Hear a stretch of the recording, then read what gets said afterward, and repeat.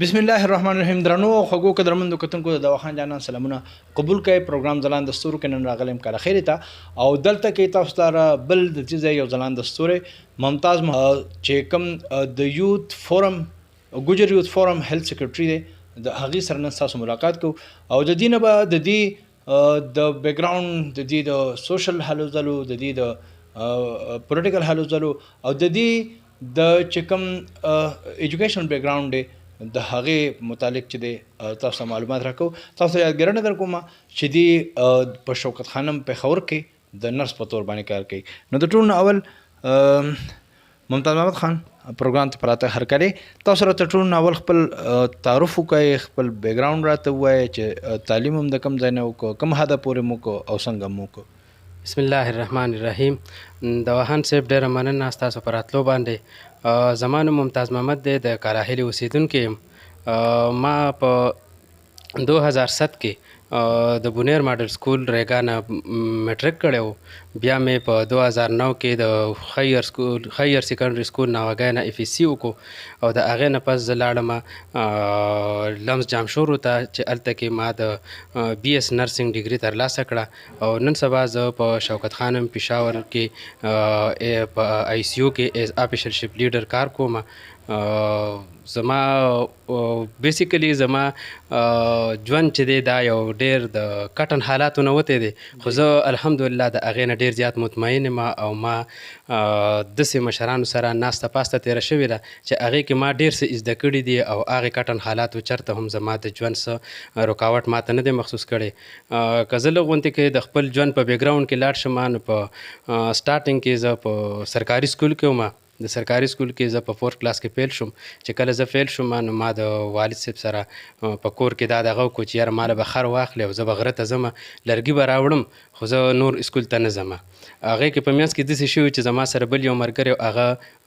زما نه د هغې کلاس کې ما هغه یو ځای پیل شو، نو هغه لاړو زما نه پرایویټ سکول ته پبلیک ته او زه به سرکاري کې پاتې شوم. زه د خپل مالي حالاتو د وجې چې و نو زه هغې سکول ته نه شم تللی، خو زما والد صاحب هم همت وکړو او ما له حوصله راکړه. په دې کې زما د مور زما سره ډېر غټه دغه چې هغې زما والد صاحب ته زما درخواست وکړو چې یاره دا لږ خو وایي چې زه نور سکول ته نه ځم او که زه ځم نو شرط به پکې دی چې زه به پرایویټ سکول ته ځم. نو زما مور ما والد صاحب سره چې کله دغه وکړو نو زما والد صاحب زه روان کړم ابوی تلم. موږ په بونیر پبلیک سکول جنګی کې زما داخله وشوه او داخله چې هم زما کېده نو هغه پرنسپل صاحب چې و نو هغه په هغه ټایم باندې زما والد صاحب ته وایي چې یاره د دې پیسونه دي او بکس چې کوم دي د هغې هم زیات ایکسپینډیچرز دي، دا ټول هر څه دا به ته څنګه برداشت کوې. نو هغې ورته وویل چې یاره ما نن بچی راوستی دی، دی به زه داخلوم او زه به د دې ځای نه ډایرکټ ځم کراچۍ ته. نو څنګه چې په کومه ورځ زما داخله وشوه په هغه ورځ باندې زما والد صاحب لار واخیسته او لاړو کراچۍ ته. هغه ټایم تېرېدو د وخت سره زما بیا په دې ځای کې یو تنظیم و چې سلطانه فاونډیشن هغې زما د ذمهواري واخیسته چې یاره دی به موږ به د دې هلکه پیمنټ چې کوم دی که هغه فیس دی که هغه د دې یونیفارم دی که هغه شوز دی که هر څه دی هغه به موږ کوو. خو د دغې نه مخکې ما به داسې کار کوو چې په خپل د سکول فیس د طریقه کار دپاره به ما د خپل کلي نه الوچۍ به مې اخیستې د باغ نه او هغه به مې دغه کولې خرڅولې په بانډو کې په دې ساراګانو کې او ماښام به چې کور ته راغلم نو هغې نه به مې چې څه ګټلې وي نو هغه به مې سیټ ټکې خودې مور ته به مې ورکړې او هغه به هغې ما له جمع کوله. د منت په اینډ کې به ما هغه پیس د هغې نه جمع کوم. هغه وخت تېرېدو بیا په زه د په خپل کلاس کې زه تل راغلی وم. د هغې په وجه باندې ما دلته کې یو کس و چې جمشید باچا نوم یې د کوریا سره تعلق لري، هغه ته مې ریکویسټ وکړو یاره زه وایم چې زه لاړې اقرا ته. هغه ماته وویل یاره بچې اقرا کې خو مې داسې تعلقات نشته، خو بونیر ماډل سکول ریګا چې کوم پرنسپل دی د هغه سره به زه ستاسو ډسکشن وکړم چې هغه سره زما دغه وشو نو هغې زه هلته کې بوتلم. هلته کې ما خپل میټریک د هغه ځای نه وکړو. بیا زه د دې ځای نه چې کله زه لمس جامشورو ته لاړم نو دواخان صاحب هغه هم زما لپاره ډېر زیات د زده کړې یو ماحول هم او په دې حواله چې یاره زه د یوې ډیګرۍ پسې تللی وم چې یاره زه به د نرسنګ ډیګري راوړم. بلې غاړې ته زما حالات چې کوم نو هغې ما له د دغې شي اجازت نه راکوه، خو ما دا یو دا کړی و چې یاره انشاءالله زه به دا ډیګري ترلاسه کوم. په دغې کې به زمونږ چې کله چوټیانې وشوې نو زما ډېر ملګري داسې وو چې هغوی به راتله کلي ته، خو زه به تلمه. ما پکې د شیرشاه په ګودامونو کې کارونه کړي دي او په هغې کې زما تره علي محمد صاحب چې دی نو هغه زما ډېر زیات سپورټ کړی دی په هر حوالاتو باندې، تر دې پورې هغه زما سره لاړ چې یاره که ما خپل بچي یا بل د ځان لپاره څه دغه شي نو زه خیرات نه غواړم، خو ستا لپاره به زه خیرات غواړم، خو ته به دا اډمیشن چې دی دا به اینې ښه وکړې. هغه شان هغه دغه چې و نو ما هغه ترلاسه کړو. بیا په دې میاشت کې دوا خان صاحب داسې وشو چې ما کور ته کال وکړو چې کله زما اډمیشن وشو نو مور بیبي ته مې یاره مورې زه ډېر زیات خفه یم او زه وایم چې زه واپس رالې کلي ته. نو هغې ما ته په جواب کې وویل چې څه مسله ده چې ته راتله غواړې. نو ما دنیا بهانې جوړې کړې چې یاره زه بیمار یم او داسې ده او ډېر دغه مې وکړو. نو مور مې ما ته په اخره کې دا خبره وکړه چې بچې تقریبا 2 کاله وشو چې ستا والد صاحب وفات شوی دی، نو زه په هغه پسې اوس هم ډېره زیاته خفه یم، خو دا د ژوند یو طریقه کار دی او دا طریقه کار چې دی نو دا به موږ په خپلو صلاحیتونو او په خپل همت سره تېرو. نو ته ما خو لیدلي نه دي، خو دغلته مې اورېدي چې خړې اوبه دي، هغې خړو اوبو ته به ودانګې، خو ما پسې به کالا خیلې ته بغیر د ډیګرۍ نه راځي. نو هغې په ما کې یو بل دغه را پیدا کړو چې یار مور به مې راته څه. نو بیا مې بل رور دی بختیار نوم دی، هغه سره دغه وکړو چې یاره که د دې رور د وجې راته څه لار میلاو شي چې زه کلي ته واپس لاړ شم. چې هغه ته مې کله کیسه وکړه نو هغه ته مې یاره مې زه خفه یم او داسې ده هغسې ده. نو هغه ما ته وویل چې یاره ما سره خو د خفګان دپاره څه تعویض ماویز دغه دلته مولان کوي، زه کوشش کوم که چېرته میلاو شو نو داسې څه پرګلار وته تاله به تعویض درولیږم، البته زمونږ به ستا به مونږ ملازې چې ته کلي ته رانه شي لکه. نو زما دغه یو قسم هغه ایجوکیشنل بیکګراوند کې دا دغه تېر شوی. کله چې زه په یونیورسټۍ کې وم نو ما هلته کې اسټل په دوران کې ځان له یو میس هلته په هر اسټل کې میس وي، هغه میس چې دی نو هغه ما په ټیکه باندې واغستو او سهار به زه تلم کلاسونو له چې 2 بجې یا 3 بجې به زه کلاس نه رالم نو د هغې هغه برتن کې انځلو که هر څه کولو هغه به ما کول. هغې لپاره ما کوم خانسامه چې نیولی د هغې بندوبست د هغې هر څه به میا په خپل دغه باندې اخیستی و. کله چې زه بیا د یونیورسټۍ نه واپس راتلم کلي ته نو ما سره یو بې انتها ډېر زیات سامان و، ولې چې ما د هغه کینټین دپاره قسمه قسم پتیلې لوښي او دغه اخیستی تر انکلوډینګ یو پرجوم زما سره و چې لکه ما پکې هغه پرجوم د ځان سره راوړو. نو ملګرو را سره په واپسۍ کې خاندل چې یار دا سنچل دی، موږ هم ډیګرۍ له راغلي خو ته هم راغلی دا تا خو روغ کور روان کړی دی او زموږ سره خو صرف اخکه کاغذ دی کوم چې تاسو واخیستو. نو دغه شانې دا زما دغه وشو. بیا زه رالم نو موږ دلته د خیبر ټیچنګ هاسپټل پېښور چې کوم دی شارټ کټ زمونږ پښتانه هغې ته شیرپا هسپتال وایي، په هغې کې ما د انټرنشپ دپاره اپلای وکړه. نو هغه اپلای هم څه په عجیبه دغه سره باندې زمونږ وشوه چې کله هغې د انټرویوز دپاره مونږ کال کړو نو ما ته وی چې یاره دا خو مونږ سره د پښتونخوا د سټوډنټانو دپاره دغه کړی دی لکه ستاسو لپاره په دې کې زمونږ سره څه کوټه نشته. ما یې خدای پاکه اوس څه چلو کړو. بیا زه ولګېدم نو ما هغې ته یو ارګومنټ کېښود چې به زه د هغه ورځو کې به د کې پي کې ته زمونږ NWEP وي نو زما چې کوم اډمیشن لیټر نو په هغې کې هغې لیکلي چې اګینسټ د سیټس اف NWEP. نو ما هغې ته دا خبره وکړه د KMU رجسټرار زمونږ نه انټرویو اخیسته چې یاره ما هغې ته وویل یاره تاسو ما په دې خبره باندې کلیر کړئ چې کله تاسو اوس ما له دلته کې انټرنشپ نه راکول غواړئ نو زه څنګه دا ومنم چې تاسو ما سره انصاف کوئ، ځکه چې زه د KPK په سیټس باندې تللی وم، ځکه چې هلته کې په زموږ په لمز یونیورسټۍ کې چې ونو 15 سیټس هغه 5 سیټس کې زه یو وم. نو هغې بیا مخې ته به هغې باندې خبره وکړه چې یاره دغه شان موږ سره یو سټوډنټ راغلی او هغه دې باندې بالکل ریزنینګ کول غواړي چې یاره زه ولې تاسو بیا لیږلم چې اوس تاسو ما له انټرنشپ نه راکوئ. خو به هر حال زما انټرنشپ وشو، هغه انټرنشپ زما 1 ایئر هغه کمپلیټ شو. د هغې نه وروسته جي ما به په نصیر ټیچنګ هاسپټل کې او ورسره پلس په رحمان میډیکل انسټیټیوټ چې کوم دی کوم ته چې موږ د زړونو هسپتال پښتانه وایي نو په هغې کې به ما ډبل شفټ کوو. ایونینګ به مې دلته وکړو نو مارننګ له به هلته تلم، یا به مې نایټ هلته وکړو نو ایونینګ له به دلته راتلم. دغه شانه وخت تېرېدو. بیا مې په شوکت خانم هسپتال کې انټرویو وکړ. شوکت خانم خو ډېر زیات میرټ باندې میرټاکرسي چې هغې دغه دی په هغې کې دې څنګه کار وشو؟ جی بالکل په داسې وشوه چې په شوکت خانم کې زما جاب په داسې دغه سره شوی چې ما ټیسټ ورکړی وړومبی، هغې اډورټایزمنټ وکړو، د هغې په مطابق سره ما خپل ډاکومنټ جمع کړه. کله چې ما ډاکومنټ جمع کړو نو هغې ما ته کال وکړو چې یاره تاسو راشئ او په پلانۍ ورځ باندې بس تاسو ټیسټ وي. موږ چې لاړو ټیسټ مو ورکړو نو ټیسټ یې رانه واغستو، د ټیسټ نه پس یې رانه انټرویو واغسته. چې هغه انټرویو رانه واغسته نو دوا خان صاحب دا پکې بیا یو نیو انټرسټینګ دغه راغی چې کله زما جاب شوی خو ما ته پته نه وه چې زما جاب شوی دی او په دې میاشت کې شوکت خانم والا دی زه څه ووایم چې الله دې خدای دې خوشحاله کړي د هغې اډمنسټریشن چې هغې ملټیپل ټایمز ما ته کارونه کړي چې یاره د دې هلک سره زموږ کانټیک وشي او دی راشي د خپل جاب جاین کړي خو بدقسمتانه چې د هغې کال به ما ته راتلو زما به مس کېدو که ما بیا کال بیک کوو نو زما به د هغې سره کانټیک نه کېدو نو زه یو ورځ را روان وم د آریمای کې ما نایټ ډیوټي وکړه د جمعې ورځ به او ما یاره نن مې چوټي ده زه مې پر شوکت خانم باندې چې څه حساب دی چې زما هغه انټرویو د ټسټ څه پته ولګېده چې کله زه لاړم او داسې کېناستم په ایچ آر ته لاړم نو د هغې ایچ آر چې کوم هایرنګ پرسنالټي وه آصف خان نوم یې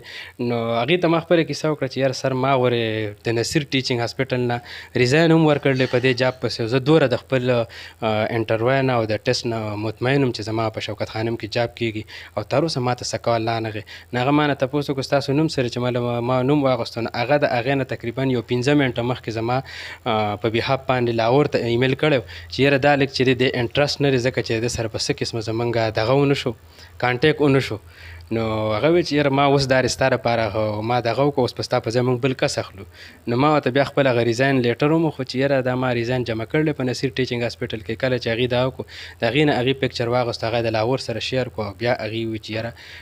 دی چې دی دا هایر کړی نو زه یې واغوستم دا د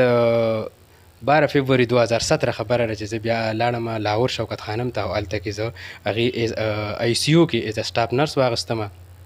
بیا د هلته نه تقریبا 6 میاشتې ما هلته تېرې کړې د هغې نه زه بیا پېښور ته راشفټ شوم په پېښور کې وم پېښور کې زمونږ جاب روان بیا ما د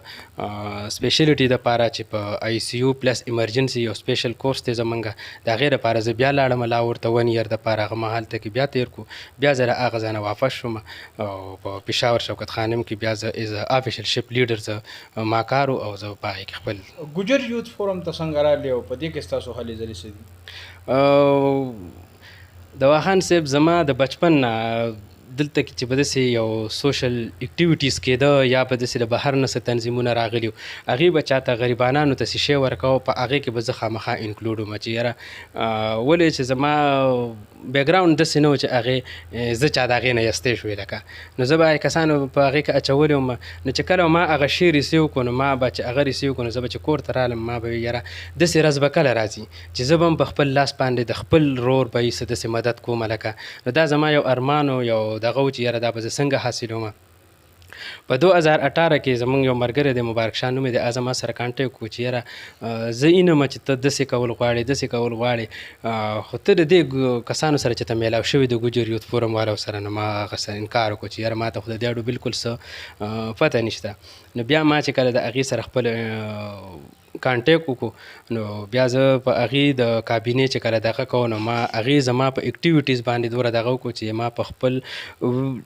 ډېر لیمیټډ ټایم کې ما هغې ته خپل اکټیویټیز داسې شو کړو چې هغې ما مجبوره کړو زه خیل سیکرټري واغوستم په دغه کې په خپل تنظیم کې نو په هغې کې زه اوس خیل سیکرټري کار کوم او نو په کار خو دا و چې په دغې د ګوجر یوث فورم د لاندې موږ په میډیکل لاین کې څه کړی وي یا کیمپونه لګولې وي خو د لیمیټډ ریسورسز د وجې د فنډینګ د کمي د وجې موږ په خپله باندې د ګوجر یوث فورم د طرف نه د ماشومانو د سکول بیگس چې کوم دي نو په هغې کې په 13 کال کې تقریبا موږ ټوټل څه په آل اوور د بونیر چې دی نو 1300 بیگس تقسیم کړي دي بیا د تحصیل ماندن دپاره چې دی نو 265 بیگز موږ راوړي په هغې کې موږ د هر یونین کونسل چې دی نو خپل دغه کړلی کوشش چې هغې ته موږ بیگز ورسو په دې کې زموږ سره لا اوس هم صرف زموږ سره د کدالو سکول داسې دی چې د هغې زما په ذهن کې دي چې یاره دې ته دا بیگز چې دي که دا ما ته د بل ځای نه ارینج نه شي نو دا به انشاءالله زه د خپل وساتت سره دا پوره کومه ځکه چې هغې سکول والا چې دي نه هغې اوس هم په دې انتظار دي چې یاره موږ سته د یتیمانانو ماشومانو بیگز لکه میلاو نه شو نو موږ کوشش کوو چې هغه اوس هم دغه کړو نور موږ د یونیفارم په حواله باندې هم خبرې اترې روانې دي نو زموږ کمینګ دغه دا دی چې شاید موږ په دې طرف باندې لټ شو چې یا میډیکل کیمپس ارینج کړو یا د سکول یونیفارم په باره کې څه دغه وکړو نو دا به د کابینې چې کوم ملګري زموږ خبره وکړو نو بیا به نور داسې نه بیا هغه کل زمونږ کوم هغه سټوډنټان چې دي کوم هغه ځوانان چې دي کوم چې د وسایلو د کمی ګیله کوي او دغه بهانه جوړوي ډېر ټیلنټډ هلکان دي نه هم لسم کې سکول پرېږدي د وزي مزدورو پسې څه پیغام دا خلکو ته ورکوئ څنګه چې ستاسو کړکېچن دور نه تاسو ته قدرمندو دغه یو شعر چې دغه منزل ته رسېدلو بریالو وګړو په ډېره لویه کړکېچنه لار سفر کړی دی. نو دا که څوک منزل ته رسېدلي نن کامیاب زندگی تېروي نو د دې د ژوند شاته چې کوم حالات دي هغه ډېر زیات کړکېچن دي. دغسې کسانو ته څه پیغام ورکول غواړئ؟ دواخان صاحب کوم ملګري چې دا ګیله لري چې یاره زموږ سره وسایل نشته یا زه غریب یم نو زما دپاره دا بالکل څه معنی نه لري ځکه چې ستا په خپله څه محنت څه دغه وي او ته کوشش کوې چې یاره زه دا شی حاصل کړم نو داسې څه شته دی نه چې هغه امپاسبل دي. امپاسبل لفظ چې دی دا په خپله باندې ایکسپلینیشن کوي چې آی ام پاسبل نو په دغه وجه باندې موږ د دغه ملګرو ته او زه به تاسو ته یو شاید دا دغه وکړم چې زمونږ د کلي زه ړومبی داسې کس وم چې زه په میډیکل لاین کې لاړم بیا چې زه کله خپل کلي ته راغلم نو ما په خپل کلي کې 15 کسان داسې د خپل کلي نه ویستل انکلوډینګ مای ون برادر او نور مې کزنز وو چې هغې په نن سبا په کراچۍ کې دي نو هغې چې کله تلو نو هغې هم دغه خبره کوله چې یاره زمونږ سره لکه دا وسایل نشته او دا شی نشته داسې چل دی نو ما هغې ته وی چې یاره تاسو د هر څه نه بې فکره شئ تاسو پوه شه او ستاسو پلاران چې دي د دې خرچو په ذمهوار دي خو تاسو د دې کور نه ووځئ نو زه هغې ته دا پیغام ورکوم چې کله ستاسو سچه لګن وي په یو هغه که په هر فیلډ کې میډیکل فیلډ شو یا انجینرینګ فیلډ شو داسې لازمي نه ده بالکل د دنیا ډېر زیات دغه دي نو په هر یو فیلډ کې خو هغې دپاره سچه لګن چې دی نو هغه ډېر لازمي دی او په شرط پکې یو ستا خپل محنت هم دی چې ستا کوم محنت دی چې هغه ته په ټایم باندې ادا کړې دا نه چې زمونږ ډېر ملګري داسې هم دي چې محنت کوي خو دا ټایمنګ ترې نه تلي نو بیا وروسته په ټایم باندې د ټایم منیجمنټ چې دی دا پکې یو غټ فیکټر دی نو زما د ټول کل ته ځوان کل ته خاص کر دا دغه چې یاره وسایل ټیک ته چې نن سبا دور جدید دی په دې کې وسایل ډېر زیات کارآمد دي خو که چېرې زمونږ همت او زمونږ حوصلې اوچتي نو دا زمونږ کم ریسورسز چې دي دا که زمونږ سره په کم وي یا نش مطابق وي نو هم زمونږ لار چې ده نو هغه نشي روکاولی. ډېره زیاته مننه یو جهان مننه منله د ټایم او وخت راکولو. قدرمندو تاسو د ممتاز محمد صاحب چې د ګجر یوث فورم هیلث سیکرټري دی د یو غریبي کورنۍ سره تعلق لري او په هغه غربت کې په هغه دوره مشکلاتو کې د کم ځای نه روان شو څنګه خپل چې دی تعلیمي سلسله سرته ورسوله یقینا زموږ د نوي کل لپاره دا یو ډېر زیات د سبق آموز او یو آیډیل کس دی کوم چې فالو کېدی شي کوم چې یو آیډیل جوړېدی شي د هغه چا دپاره څوک چې په دې دور کې د خپلو کم وسایلو د پسمانده او د لرې علاقو د غریبو کورونو خلک دی چې څنګه هغې خپل ځای ته ورسېدل او دا موږ ته دا سبق راکوي چې د چا چې عزم د فرخاد وي غرونه په خپله ورله لارې ورکوي. تر راتلونکي پروګرامه پورې چې یو دغسې بل ځلان دستور هغه به تاسو سره معرفي کوو. خپل کوربه دواخان جانان له اجازت ورکوئ چېرته چې ښاد او آباد اوسئ. مننه.